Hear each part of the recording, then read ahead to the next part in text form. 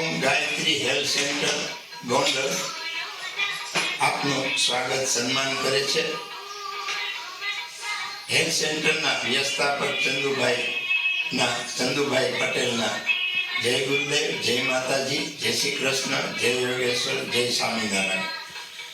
અહીંયા આપણે સમજીએ છીએ કે આપણી ઈશ્વરી કૃપાથી, અલૌકિક શક્તિથી, અલૌકિક કૃપાથી, આપણા માતા પિતાની કૃપાથી અને આપણા ઈષ્ટ ભગવાન પ્રભુ પરમાત્મા ગોડ તરફથી આપણને આવું અમૂલ્ય, અદ્ભુત, અલૌકિક શક્તિ મળી છે, શરીર મળ્યું છે. એ શરીરની રચના પ્રમાણે આપણે જો અને કુદરતની, પ્રકૃતિની જે કાંઈ દિનચર્યા છે અથવા જે રીતે આપણે જીવવું જોઈએ એ રીતે જો આપણે જીવીએ તો આપણે નિરોગી, સ્વસ્થ રહીએ. પરંતુ આપણી દિનચર્યા અને આપણી રહેણી કરી અત્યારના સમયમાં ફાસ્ટ થઈ ગઈ છે, વૈજ્ઞાનિક થઈ ગઈ છે, વ્યવહારિક થઈ ગઈ છે.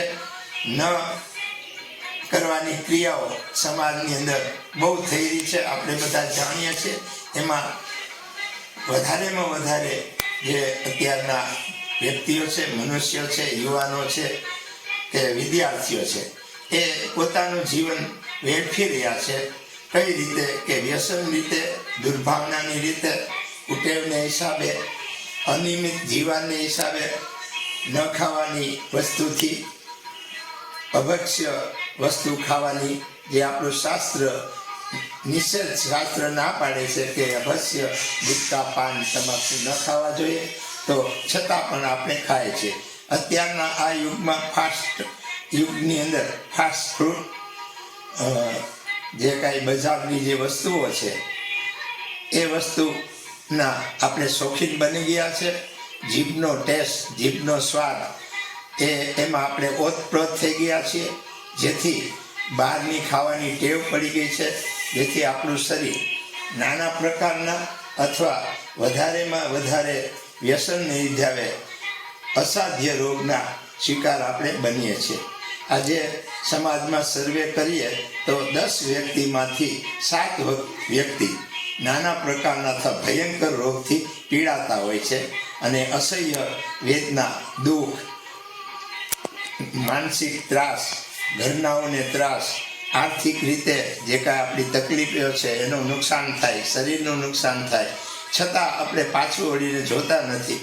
તો હવે આનો રસ્તો શું?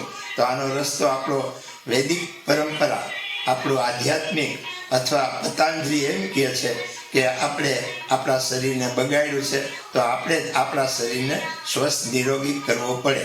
એના માટે સરળ, સહેલી અને સમય આપીને આપણે જો કસરત, વ્યાયામ, યોગ, ધ્યાન, પ્રાણાયામ અથવા જે કુદરતી જીવન જીવવાની સરળ પદ્ધતિ છે, સાત્વિક જીવન જીવવાની પદ્ધતિ છે, એ રીતે જો આપણે અપનાવીએ તો આપણે નિરોગી, સ્વસ્થ રહીએ. હવે આપણા શરીરમાં આપણાથી જ નાના પ્રકારના અથવા વધારેના રોગો આવ્યા છે, તો એ રોગોને આપણે દૂર કઈ રીતે કરીશું? તો સીધા આ રીતે સૂવાનું, સૂતા આપણે યોગિક ક્રિયા કરીશું. તો અહીંયા સૌથી પહેલા આપણે બંને પગ બે આ રીતે ભેગા કરીશું અને સૌથી પહેલી ક્રિયા છે શરીરને ઉત્તેજના આવે, શરીરની અંદર ગરમી આવે, તો એ રીતે આ રીતે આપણે જેમ ઊભા જોગિંગ કરીએ છીએ એમાં સૂતા જોગિંગ કરવાનું છે. બંને પગની ઉપર નીચે કરવાથી જે ગોઠણની અંદર દુખાવો છે, કમરમાં, સાંધા, જાંઘમાં, પેનીમાં, તો આ દુખાવા માટેની એ પહેલી ક્રિયા. ત્યાર પછી આપણને અનુકૂળ પડે એટલી રીતે આ ક્રિયા કરી. પછી બે પગ છે ભેગા કરી, બે અંગૂઠા, અને સામેની સાઈડમાં જોશથી એને એ બાજુ દબાણ આપીને ખેંચવાના છે. ત્યાર પછી આ રીતે આપણી સામે બે પગને આ રીતે આપણી બાજુ ખેંચવાના છે. એ રીતે આ રીતે. તો આવી રીતે 10 વખત આપણે એ ક્રિયા કરીશું. તો બીજી ક્રિયા છે આપણી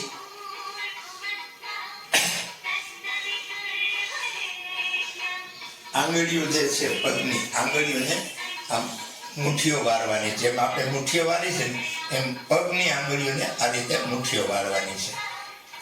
10 વખત કરીશું. પછી એની ત્રીજી ક્રિયા છે આ રીતે બંને પગ સાથે રાખી અને ઘુમાવવાના છે 10 વાર. પછી 10 વાર ઉલટી બાજુ એની ગણતરી કાઉન્ટ કરતા આપણે ધીમે ધીમે પ્રેક્ટિસ કરશું. અત્યારે જે નોર્મલ જે લોકો ક્યારેય પણ કસરત નથી કરતા એને આપણે સરળ રીતે કસરત કરી શકે એ સમજાવવાનો પ્રયત્ન છે. ત્યાર પછી 2 પગ આ રીતે આપણે 2 અંગૂઠા સાથે રાખી અને આ રીતે આમ 2 પગને વિરુદ્ધ દિશામાં જેટલી બને એટલું ધરતીને અડે એ રીતે પ્રયત્ન કરવા. આમ કરવાથી આપણા ગોળામાં કે કમરની અંદર થોડો ખેંચાણ આવશે. ત્યાર પછી ધીમે ધીમે આ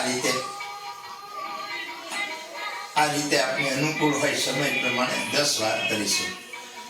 પછી 2 પગ ભેગા કરી એને વિરુદ્ધ દિશામાં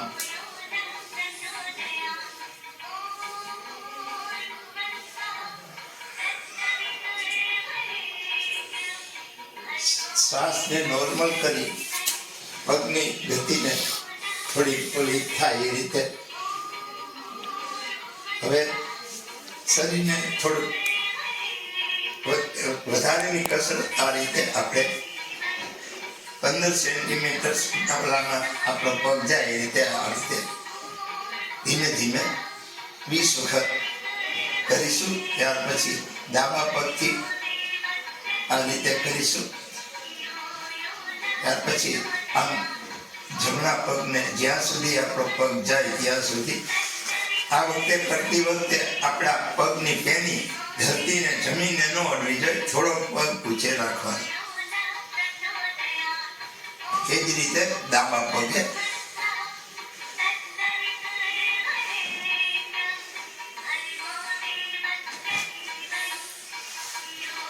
હવે એના પછીનો છે ને સૂતા સૂતા અર્ધ બટરફ્લાય ક્યાં ને આ પગને આ રીતે જમીનને અડે એ રીતે ઊંચો લઈ જવાનો 20 વખત કરવાનું છે.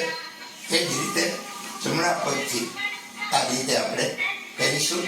ભાવ એવો કરીશું આપણે જે ક્રિયા કરી છે એનો આપણો મનથી કરી છે, ભાવથી કરીએ છીએ, અંદર દિલ દઈ કરીએ છીએ, વેઠ નથી કરતા.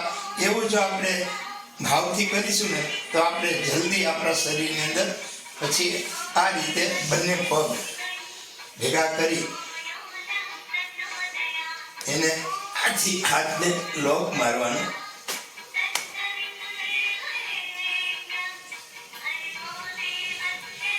આમ કરવાથી જે લોકોની પાછળની કમર મોટી હશે, કમરનો દુખાવો હશે અથવા કરોડરજ્જુનો દુખાવો હશે, પગ આપણે આ રીતે કર્યા છે તો ગોઠણનો દુખાવો, એમાં છે કંઈ થોડી ઘણી રાહત થશે.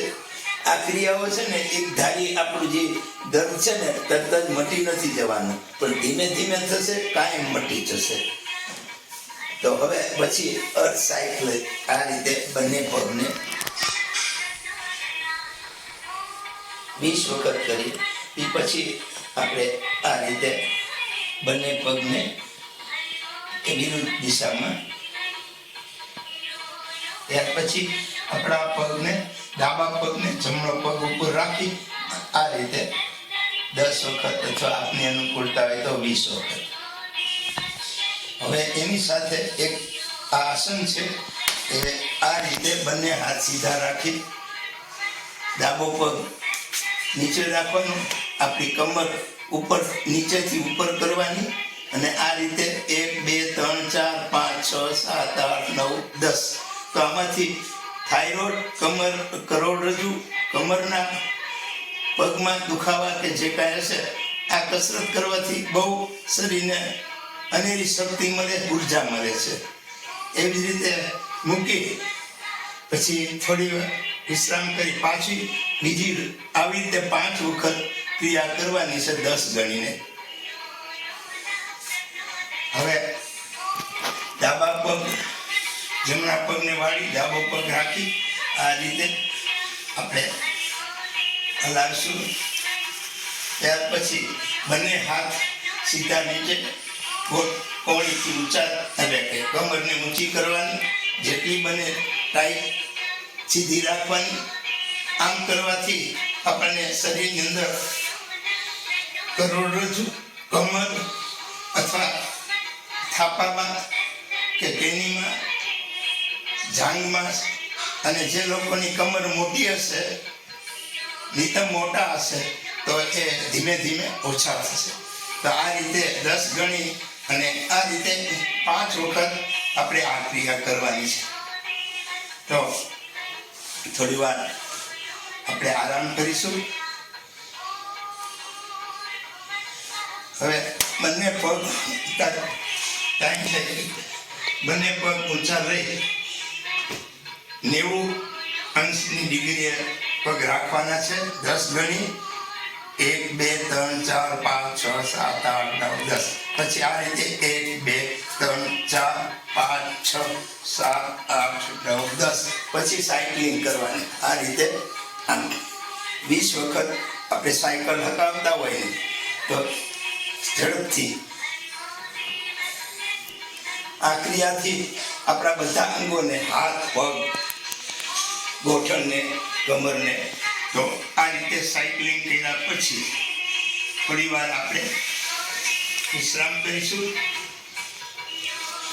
આપણે નિરીક્ષણ કરીશું કે આ જે ક્રિયા કરી એમાં અમારા શરીરમાં ક્યાં થોડો ઘણો ફેરફાર થયો, ક્યાં લાભ થયો, ક્યાં આપણને એ કસરત કરવાથી દુખાવો થયો, એ નિરીક્ષણ કરશું. આ કરવાથી આપણા શરીરની અંદર, હાર્ટની અંદર જે ક્રિયા છે, ઈશ્વરી ક્રિયા, એ લોહી પરિભ્રમણને તેજ કરશે, લોહીને પાતળું કરશે, આપણા શરીરની બધી રસનાળીઓમાં એ લોહી પહોંચવાની સક્રિયતા કરશે. તો આજે આપણે આ એક યોગી ક્રિયા કરી. આના પછીના પાઠમાં આપણે જે કંઈ આપણે વધારે આપને સમજાવવાનો પ્રયત્ન કરશું. અમારી ચેનલને લાઈક, સબસ્ક્રાઈબ, શેર કરવા અથવા અમે આ જે કાર્ય કરીએ છીએ એમાં તમારા આશીર્વાદ અમને મળે, દુઆ મળે, જેથી અમે શ્રેષ્ઠ કાર્ય, સત્કર્મ વધારે કરી શકીએ.